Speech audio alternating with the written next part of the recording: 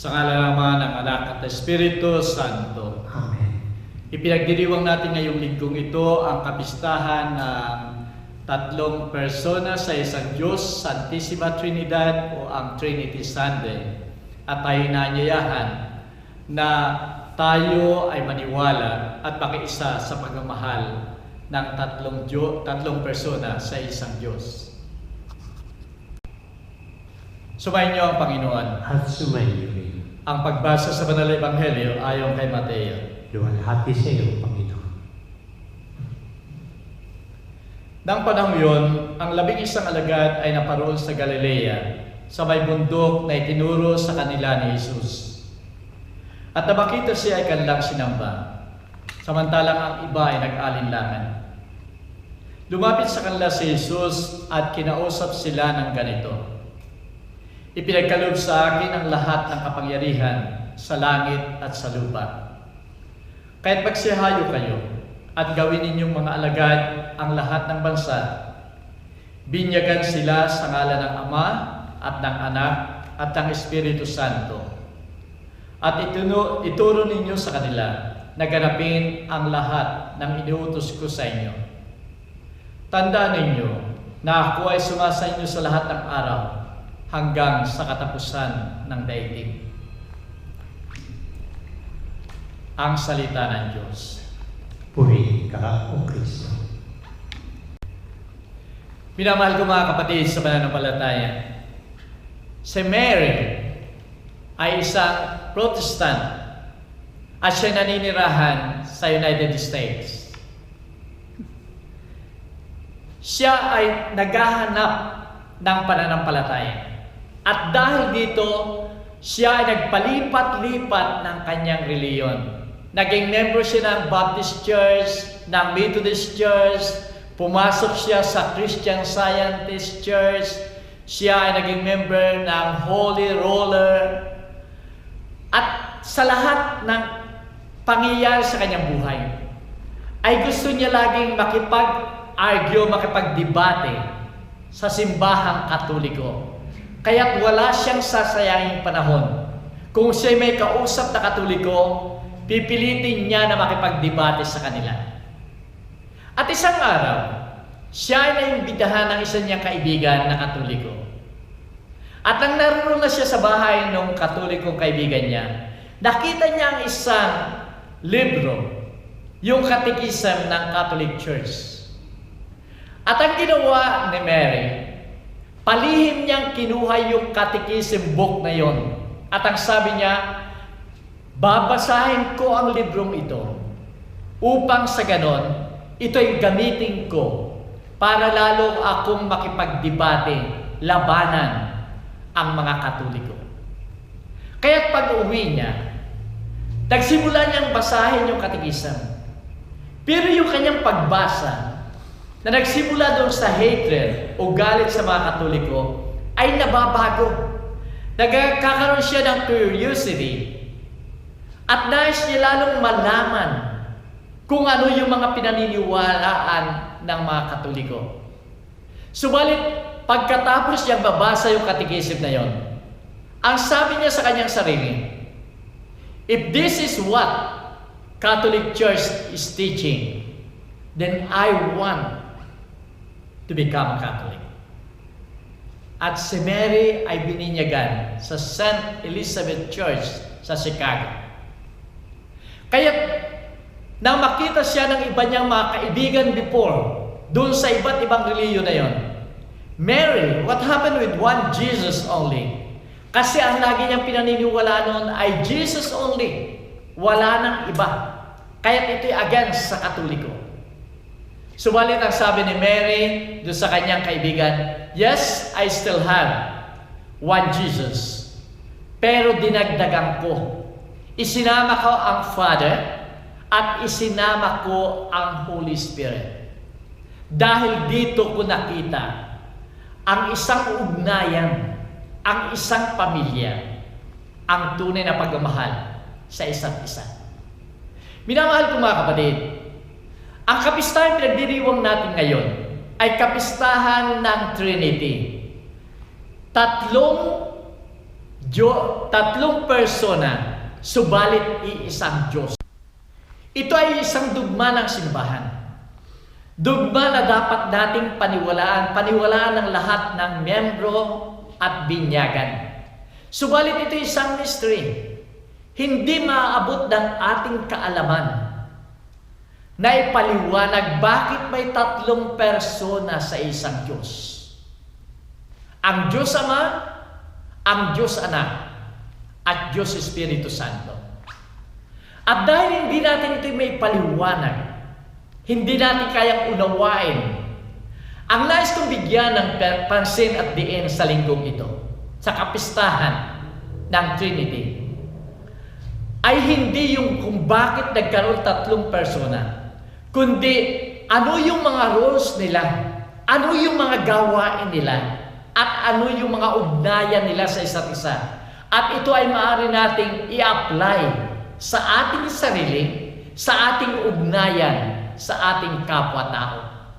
Makikita natin, minamahal ko mga kapatid, na sa Trinity ay mayroong isang pamilya. Pamilya ng Diyos Ama, ng Anak at ng Espiritu Santo.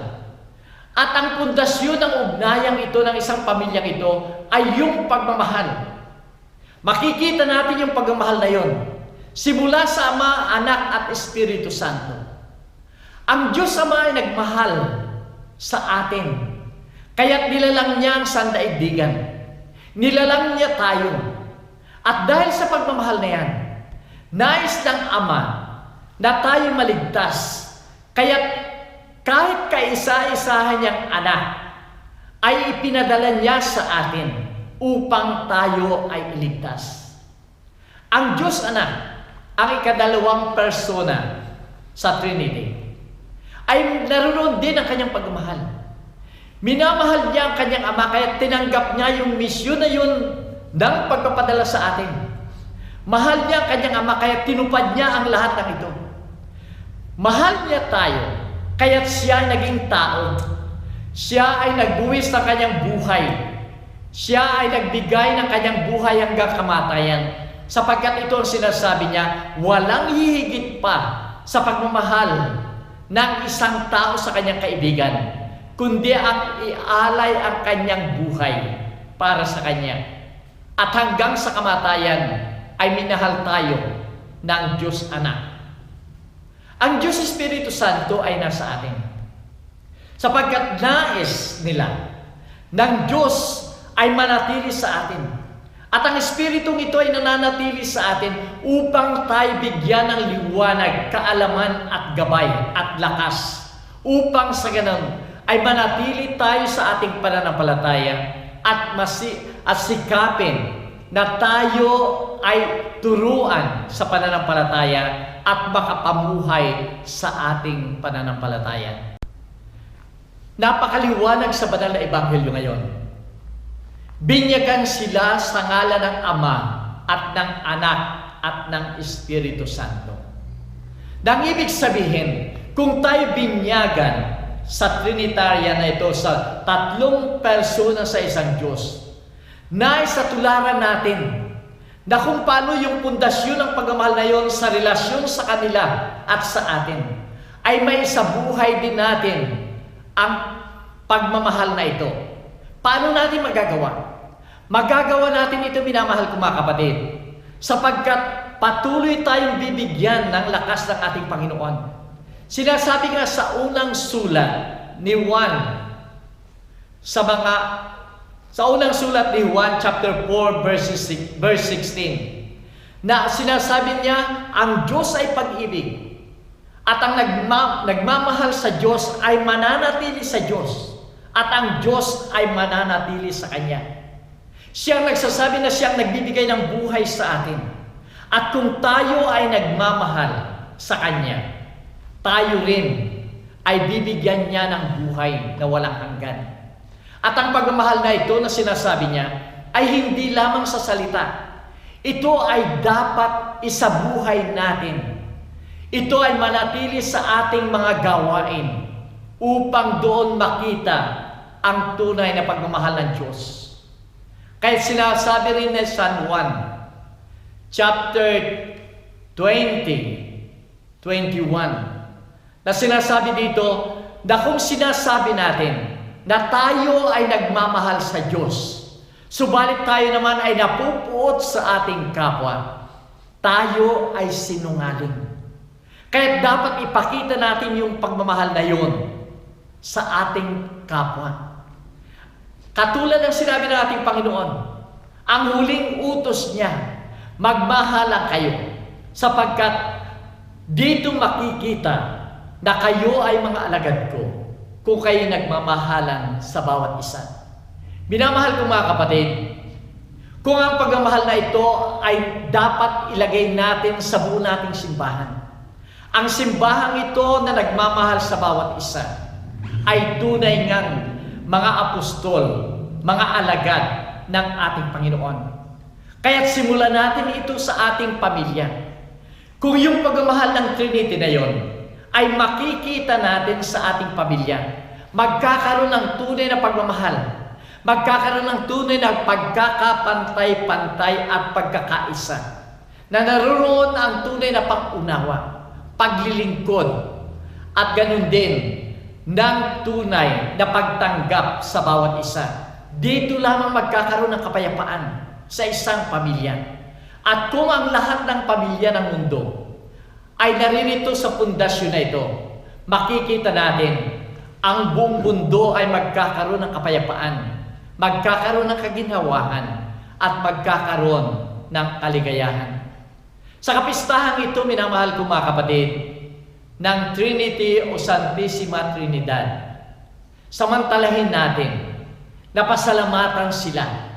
Pasalamatan natin ang Diyos Ama, sapagkat nilalang niya tayong lahat na may talino, na tayo ay may kakayahan, at tayo ay itinuring niyang mga anak. Mahalin natin o pasalamatan natin ang Diyos Anak, sapagkat sa kanyang pagtanggap sa misyon na yon, tayo ay iniligtas niya sa ating mga kasalanan. Siya ay namatay, muling nabuhay, upang sa ganun siya ay makabalik sa atin at maisama tayo sa kanyang kaharian. Sapagkat doon sa kanyang kaharian, naroon ang tunay nating kapayapaan, naroon ang tunay nating kaligayahan sa piling ng ating Ama. Pasalamatan din natin ang Espiritu Santo na nanatili sa buong simbahan, nananatili sa ating sarili, sa ating kaluluwa, na siyang nagbibigay ng lakas sa ating pananampalataya, nagbibigay ng tunay na inspirasyon sa atin at liwanag upang tayo ay makapagpatuloy na sumamba sa ating Panginoon. Minamahal ko mga kapatid, sa lahat ng ating ginagawang pagsamba, tayo man ay nananalangin. Sa simula ng ating panalangin ay tayo nagtatanda ng cross, Ama, Anak at Espiritu Santo. Katapusan ng ating panalangin ay ganun din ang ating ginagawa. Kung tayo nagsisimba sa simula ng ating pagsimba, ay naroon ang pagtatanda ng cross at ganun din sa katapusan. Sa lahat ng ginagawa natin ito, minamahal ko mga kapatid, sana ang lahat ng ito ay magbigay sa atin ng lakas upang paniwalaan natin na ang Diyos ay may tatlong persona. Ang Diyos Ama, Diyos Anak, at Diyos Espiritu Santo na nagmamahal sa atin, na siyang pinaka-source ng ating pagmamahal sa ating kapwa upang tayong lahat ay magkaroon ng kaligtasan at kaligayahan. Para ho dito sa Sydney ay meron pa rin akong announcement, kaya pakitignan mo ninyo after ng blessing. Sumayin niyo ang Panginoon. At sumayin niyo rin. Pinamahal ko mga kapatid, sa pagdiriwang natin ang kapistahan ito ng Trinity, Santissima Trinidad, sana ang tatlong persona sa isang Diyos ay lagi nasa ating buhay upang tayo magkaroon lagi ng tunay na kaligayahan at kapayapaan sa kanila. At naway pagpalain kayo ng makapangyarihang Diyos, Ama, Anak, at ng Espiritu Santo. Amen. Umayon tayo mamaya. Salamat sa Diyos.